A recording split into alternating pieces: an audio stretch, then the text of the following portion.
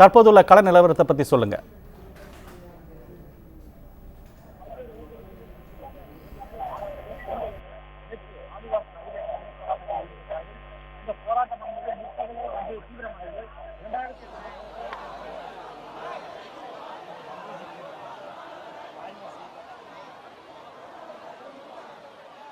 ஜல்லிக்கட்டுக்கு ஆதரவாக பல்வேறு ஊர்களிலும் இருந்து வந்த இளைஞர்கள், மாணவர்கள், பெண்கள் என நேற்று வாடிவாசல் அருகே அமர்ந்து போராட்டத்தில் ஈடுபட்டார்கள். இந்த போராட்டம் என்பது முற்பகலே தீவிரமடைந்து 2000க்கும் மேற்பட்டோர் அந்த வாடிவாசல் அருகே அமர்ந்து நடத்தக்கூடிய பெரும் போராட்டமாக அது பார்க்கப்பட்டது. தர்ணா போராட்டத்தில் அமைதியான முறையில் அந்த போராட்டம் நடத்தப்பட்டது. இந்த இரவு முழுவதும் அவர்கள் கொட்டும் பணியிலும் அமர்ந்து அந்த போராட்டத்தில் ஈடுபட்டார்கள். 21 மணி நேரம் நடந்த அந்த போராட்டத்தை காலையில் காவல்துறையினர் அதிக அளவில் குவிக்கப்பட்டு அவர்கள் அங்கிருந்து வலுக்கட்டாயமாக கைது செய்யப்பட்டு காவல்துறையுடைய வாகனங்களின் மூலமாக அவர்கள் அப்புறப்படுத்தப்பட்டார்கள். இதற்கு எதிர்ப்பு தெரிவித்து அலங்காநல்லூரிலும் பாலமேடு போன்ற பகுதிகளில் தற்போது போராட்டம் வலுத்திருக்கிறது.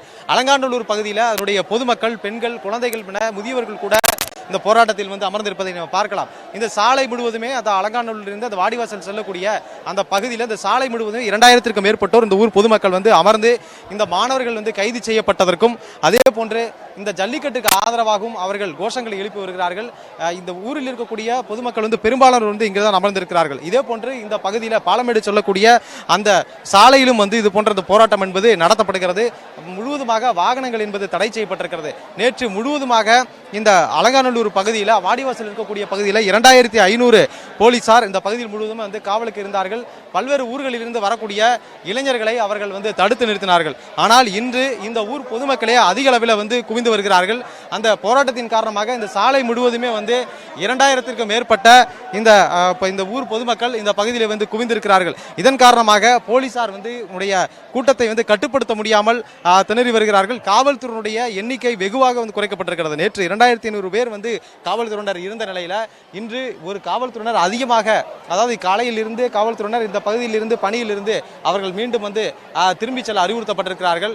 குறைவான அளவே காவல்துறையினர் இருக்கிறார்கள். அவர்களால் இந்த கூட்டத்தை கட்டுப்படுத்த முடியாத ஒரு நிலை இருக்கிறது.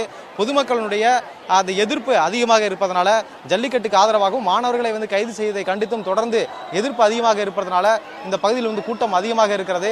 அதே போன்று போராட்டம் என்பது மிக தீவிரமடைந்திருக்கிறது. இரண்டாவது நாளாக நேற்று முழுவதுமே இந்த பகுதியில் கருப்பு கொடி ஏற்றி ஒவ்வொரு வீடுகளுமே கருப்பு கொடியை ஏற்றி அதை எதிர்ப்பை தெரிவித்தார்கள். அதே போன்று வியாபாரிகளும் அந்த வணிக நிறுவனங்கள் அவர்கள் கடைகள் எல்லாம் அடைத்து எதிர்ப்பை பதிவு செய்தார்கள். இன்றும் அதே போன்று கடைகள் எல்லாம் அடைக்கப்பட்டிருக்கிறது. இந்த பகுதியில் இருக்கக்கூடிய பொதுமக்கள் அனைவருமே வீதியில் இறங்கி போராட தொடங்கியிருக்கிறார்கள். இதன் மூலமாக ஜல்லிக்கட்டுக்கு ஆதரவாக நடத்தப்படக்கூடிய போராட்டம் என்பது மீண்டும் தீவிரமடைந்திருக்கிறது. பிரதீப் சார், நிச்சயமா சரவணன், இந்த போராட்டத்துக்கு எந்தெந்த அமைப்புகள் ஆதரவு தெரிவிச்சிருக்காங்க, அதே போல இந்த கடைகள்லாம் அடைக்கப்பட்டிருக்கிறத பத்தி சொல்லுங்க.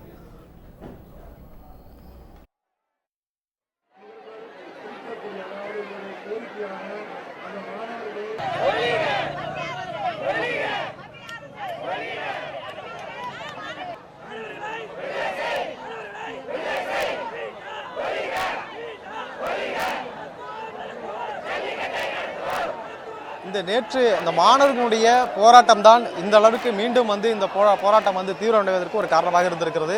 மாணவர்களும் பெண்களும் அதே போன்ற இளைஞர்கள் பலரும் பல்வேறு ஊர்களில் வந்தவர்கள் தொடர்ந்து இந்த போராட்டத்தில் ஈடுபட்டார்கள். அவர்களுக்கு இந்த ஊர் பொதுமக்களே இரவு நேற்று உணவுகளை அவர்கள் சமைத்து நேற்று பகல் முழுவதும் அவர்கள் உணவை மறுத்து போராட்டத்தில் ஈடுபட்டார்கள். அவர்களுக்கு உணவை சமைத்து நேற்று இரவு பரிமாறினார்கள். அதன் பிறகு தொடர்ந்து அந்த போராட்டம் நீடித்து வந்த நிலையில இன்று அவர்கள் கைது செய்யப்பட்டதை அடுத்து அந்த போராட்டம் என்பது தீவிரமடைந்திருக்கிறது. பொதுமக்கள் அதிகமாக இந்த பகுதியில் தொடர்ந்து குவிந்து வருவதனால காவல்துறையினால் கட்டுப்படுத்த முடியாத ஒரு அளவிற்கு கூட்டம் என்பது அதிகமாக இருக்கிறது. பெண்கள் அதிகமாக இந்த போராட்டத்தில் பங்கெடுத்திருக்கிறார்கள். இது யாரையும் தலைமை தாங்கி இந்த போராட்டம் என்பது நடத்தப்படவில்லை. பொதுமக்களே இந்த போராட்டத்தை முன்னெடுத்திருக்கிறார்கள். ஏன்னா பல்வேறு அமைப்பை சேர்ந்தவர்களும் கட்சியை சேர்ந்தவர்களும் இந்த போராட்டத்தில் ஈடுபட்டிருக்கிறார்கள். ஒரு கட்சியை சேர்ந்தவர்கள் மட்டுமே இந்த போராட்டத்தில் ஈடுபடவில்லை.